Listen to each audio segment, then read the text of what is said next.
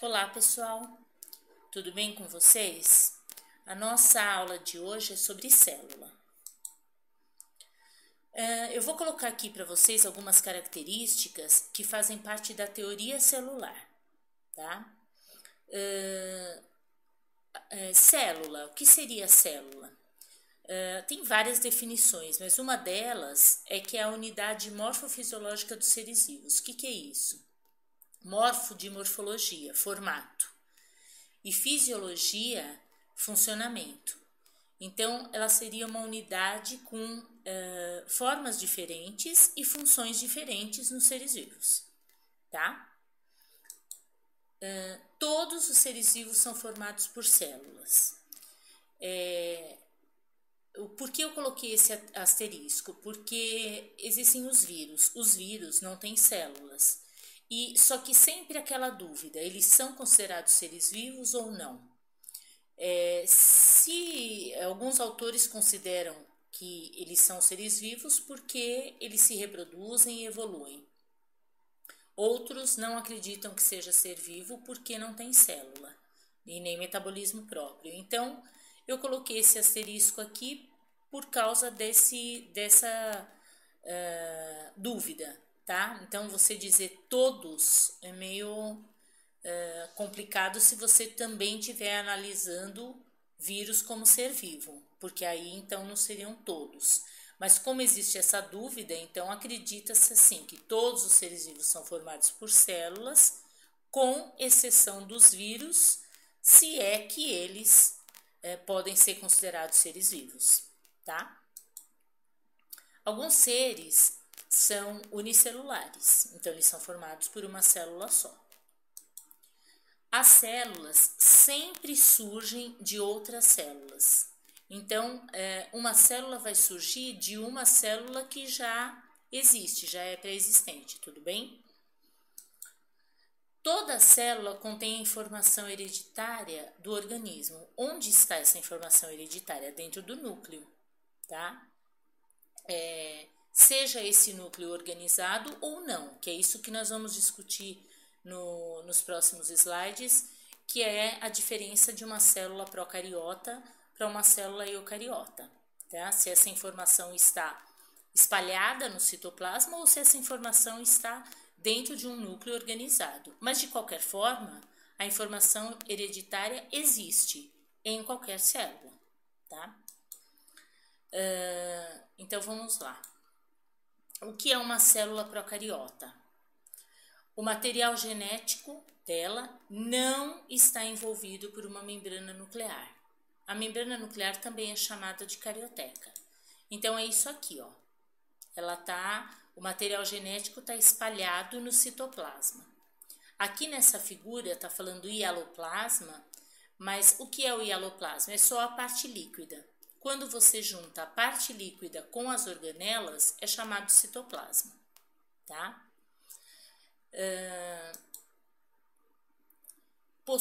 Essa célula procariota, ela só possui um tipo de organela, que são os ribossomos, que é isso aqui. Tá tudo espalhado. E para que serve esse ribossomo? Para fazer a síntese proteica. Essa é a função. Então, uma célula procariota, ela só tem esse tipo de organela, que são os ribossomos, tá? Esse mesossomo é uma particularidade aqui, que é uma invaginação da membrana, tá vendo? Dá para perceber bem que ela invaginou. E esse mesossomo serve para ela respirar, porque ela não tem organela de respiração, que seria a mitocôndria. Ela só tem ribossomo, certo? São unicelulares, né? Sempre é formado de uma célula só. Essa célula, os seres procariontes são todos unicelulares. Então, seres procariontes são os seres que apresentam células procariotas, tá? Possui membrana celular formada de lipídio e proteína e parede celular formada de glicídio e aminoácido. Lipídio, gordura, né? Então, a membrana é lipoproteica, ela é formada de lipídio e proteína. A parede celular das células procariotas são formadas de açúcares e aminoácidos, que é a menor parte da proteína, tá? Então, tem essa constituição, que é diferente da célula vegetal que nós vamos falar no outro slide. Então, a bactéria, que são seres bactérias e cianobactérias, que são os procariotas, a parede deles tem uma constituição diferente, por exemplo, de uma célula vegetal, certo? Os fungos também têm parede, mas o fungo já não é considerado procariota, certo? Então, são constituições de paredes. A parede é uma proteção, então, em todos eles, só que constituições diferentes. Então, essa parede, inclusive, recebe o nome de peptídeo glicano, que é, na verdade, isso daqui.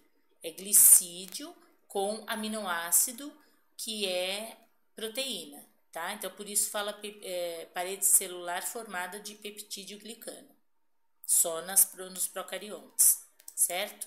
Então, aqui tem lá a parede, que nós estamos falando, que é de peptídeo glicano, e a membrana plasmática, que é formada de lipídio e proteína, que isso em todos os seres, certo?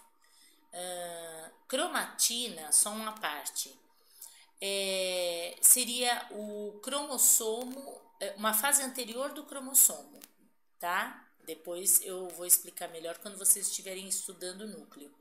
Mas é um cromossomo desespiralizado, tudo bem? Mas não deixa de ser material genético. O diâmetro é de 1 a 10 micrômetros, tá? Então, aqui eu coloquei uma escala logarítmica para vocês terem uma ideia do tamanho da bactéria. Aqui, olha, 1 micrômetro. Aí tem, comparando aqui o tamanho de uma mitocôndria, por isso que assim, ela só tem ribossoma, a mitocôndria é o tamanho dela, né? Compara lipídio, proteína, olha, 1 nanômetro até 10 nanômetros, que é o que faz parte da membrana celular, o tamanho dela comparado com a bactéria toda, e a bactéria, que é uma procariota, comparada com células eucariotas, que tem um tamanho aqui bem maior, de 10 a 100 micrômetros. Essa escala logarítmica dá uma ideia mais clara, porque é de 10 em 10, então são 10 vezes, 10 vezes, 10 vezes, 10 vezes, então vai aumentando. E aí dá para ter uma ideia do tamanho, por exemplo, o vírus comparado com a bactéria, certo? E aqui eu já falei para vocês, bactérias e cianobactérias, só esses dois seres é que são procariontes, ou seja, que tem esse tipo de célula procariota. Uma cianobactéria são algas azuis, que hoje já não tem mais essa denominação, porque não são todas azuis, então o termo ficou errado, então foi mudado para cianobactéria, tá? Agora, uma célula eucariota, elas são bem maiores e mais complexas que as procariotas. O diâmetro é de 10 a 100 micrômetros, então aproximadamente 10 vezes maior que uma procariota, certo? Então, ó, procariota e eucariota, tudo bem? O material genético, que é o DNA, está envolvido por uma membrana nuclear, ou seja, por uma carioteca, então ela tem um núcleo individualizado, é mais organizado, o núcleo não, o material genético, o DNA, não está espalhado no citoplasma. Então aqui dá para ver, olha, aqui o nome está como cariomembrana, que é a mesma coisa que membrana nuclear, mesma coisa que carioteca. Aqui é a mesma coisa, ela tem uma membrana em volta. Então, isso que caracteriza a célula eucariota, animal e vegetal, né? Não só animal e vegetal, aqui eu coloquei para poder discutir com vocês algumas funções, resumidamente, porque nós vamos ver citoplasma bem detalhado, mas eu coloquei a animal e a vegetal. Mas o fungo, o protozoário, as algas, tudo tem célula eucariota, todos eles, tá? Procariotas são só bactérias e cianobactérias. O restante dos seres vivos que apresentam célula todos têm a membrana em volta do núcleo. São uni ou pluricelulares, né? Uma célula ou várias células. E aí aqui, olha, apresentam as outras organelas além dos ribossomos, que eu vou comentar um pouquinho com vocês aqui. Então, por exemplo, uma célula animal.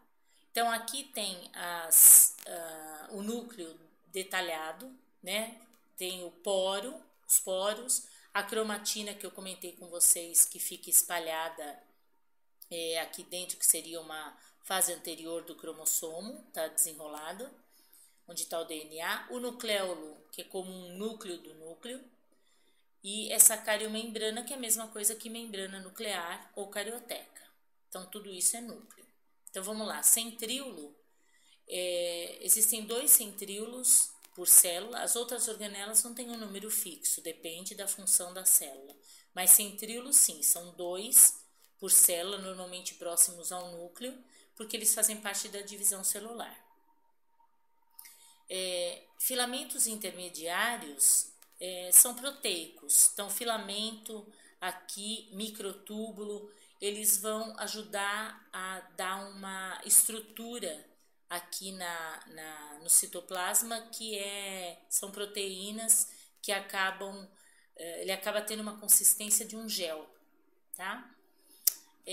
Aqui a membrana, que nós comentamos já, o Golgi, o complexo de Golgi, que vai fazer a secreção celular, ele tem uma série de funções, mas a principal aqui é fazer a secreção celular.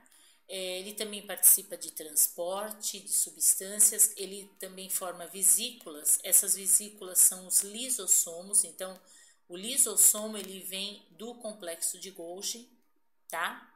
Aqui são as vesículas, ó. Mitocôndria, que faz a respiração celular, que lá na célula procariota é o mesossomo, mas não organela. Mesossoma é só uma invaginação da membrana, mas a função seria de respiração. Aqui não, aqui a célula já tem uma organela própria para respirar. Ribossomos livres, como a célula procariota, que vai fazer a síntese proteica. Retículo endoplasmático liso e retículo endoplasmático rugoso. Qual a diferença? O liso, ele não tem os ribossomos aderidos a ele. O retículo endoplasmático rugoso tem os ribossomos todos aderidos aqui. Função do liso: síntese lipídica, e também faz transporte de substância nas células, também quebra, ajuda a tirar substâncias tóxicas, por exemplo, álcool, que entram nas células. Então, por exemplo, uma célula hepática, ela tem uma grande quantidade de retículo endoplasmático liso, porque eles têm essa função de desintoxicar. E como o fígado é um órgão que faz isso, metaboliza medicamento, metaboliza o álcool, então ele é rico em retículo endoplasmático liso. Por isso que eu comentei com vocês que não tem um número fixo de organelas para cada célula, depende muito da função. Então, esse exemplo que eu estou dando da célula hepática do fígado tem bastante, por quê? Porque o fígado tem essa função de desintoxicar o organismo, tá? Microtúbulo, que eu comentei, que é como os filamentos intermediários. Ribossomo aqui, que está mostrando que está aderido ao retículo, que vai também fazer a síntese proteica. O retículo faz a síntese proteica porque ele tem os ribossomos. E também faz transporte, certo? E o citoplasma, que é toda essa parte gelatinosa juntamente com as organelas, tudo bem? Nesse caso desse exemplo aqui tem um flagelo, não que toda célula teria. Esse flagelo é para locomoção. Então, depende da célula, tá bom? Agora, aqui é uma célula vegetal. As organelas em comum aqui, as funções são as mesmas, tá? Então, aqui está mostrando o núcleo, o nucleolo, que é o núcleo do núcleo, né? Tem um acúmulo de característica, tem a membrana, né? Por ela ser eucariota. Retículo endoplasmático liso, com a mesma função, síntese lipídica, transporte. Peroxissomo tem também na célula animal, é que naquela figura não apareceu. Mas esse peroxissomo, ele é uma organela que também desintoxica o organismo, assim como o retículo endoplasmático liso. Mas ela tem uma particularidade, que ela tem uma enzima dentro dela, chamada catalase, que quebra a água oxigenada, separa essa molécula em água e oxigênio. Porque a água oxigenada é uma substância que é formada no nosso organismo como resultado do metabolismo de certas substâncias, e ela é tóxica para nós. Então, o peroxissomo quebra essa molécula, tá? Mitocôndria, também respiração, ribossomo, síntese proteica. Aqui tem um grande vacúolo. A célula animal tem vacúolos pequenininhos, que servem para acumular substâncias, mas esse grande vacúolo é característico de célula vegetal, tá? Ela entra líquidos aqui, substâncias, e ficam acumulados aqui dentro, tá? Parede celular, assim como a célula procariota. A animal não tem. Mas aquela célula procariota de bactérias e cianobactérias, eu comentei com vocês que ela tem uma parede celular feita de glicídio e de aminoácido, que é o peptídeo glicano. Esta parede é feita de celulose. Lembra que celulose é um polissacarídeo, né? É um carboidrato grande com a classificação de polissacarídeo.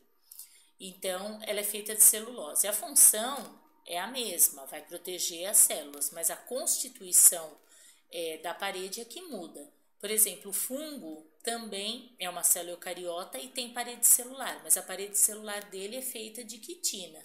A quitina também é um polissacarídeo, tá? Só que é um polissacarídeo de origem animal e a celulose é de origem vegetal, certo? Então, o fungo tem parede de quitina, certo?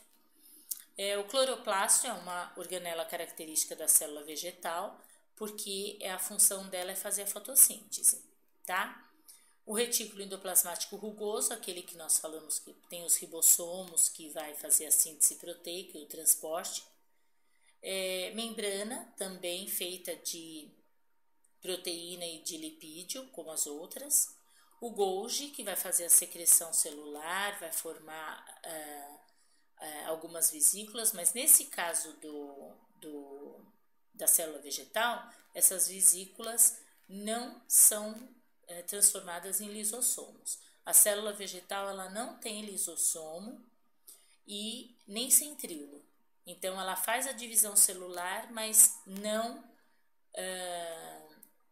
com a ajuda do centríolo, porque ela não tem esse centríolo. E também não tem os lisossomos, que é a organela da digestão, tá? Aqui o núcleo, né, que a gente já comentou. Quem são os eucariontes? Que são os que têm as células eucariotas? Animais, plantas, fungos, algas e protozoários, ou seja, o restante dos seres vivos. Tirando bactérias e cianobactérias, então o restante é tudo eucarionte. Tudo bem? A evolução da estrutura celular. Então, como que a célula eucariota surgiu? Acredita-se que ela tenha surgido de uma procariota, justamente porque a procariota é mais simples, né? Tem uma estrutura mais simples, e acredita-se que a célula tenha surgido na água, e a primeira célula seria uma bactéria, não como a nossa bactéria hoje, mas mais simples, mas uma estrutura de célula parecida com a da bactéria de hoje. Duas hipóteses. Então, acredita-se que tenha ocorrido uma invaginação da membrana celular e a partir daí formou canais ou vesículas, originando as estruturas como a membrana nuclear, como as organelas, as outras organelas e outras estruturas que a eucariota tem e a procariota não tem. Então, acredita-se que possa ter acontecido isso, uma invaginação da membrana e que formou tudo isso. Ou também tem essa outra hipótese, que bactérias, outras bactérias, invadiram essa célula primitiva, que é como se fosse uma bactéria mais primitiva ainda, e passaram a viver lá no interior dela. E a partir daí formou-se organelas como mitocôndria e cloroplasto. Por que mitocôndria e cloroplasto? Porque se realmente uma célula, uma bactéria que tem DNA, invadiu uma célula primitiva e formou essas duas organelas, então essas duas organelas, no caso, elas têm um DNA próprio de cada uma.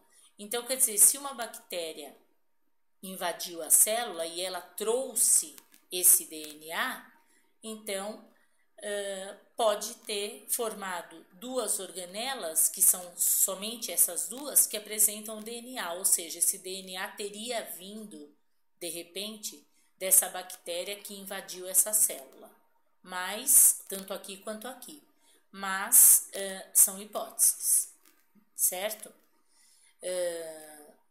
Que a célula procariota surgiu antes da eucariota, realmente deve ter surgido, por ela ser mais simples. Agora, como aconteceu isso, ao surgimento da eucariota, então, isso são duas hipóteses que são aceitas por hora, mas existem outras, tudo bem? Então, assim, não é nada confirmado, tá bom? Pessoal, depois numa próxima aula eu vou explicar para vocês detalhadamente as partes da célula. Então, nós vamos ter aula só de membrana, aula só de citoplasma com todas as organelas mais detalhadas e aula só de núcleo, tá bom? Então, eu espero que vocês tenham entendido e até a próxima aula. Um beijão para vocês. Tchau, tchau.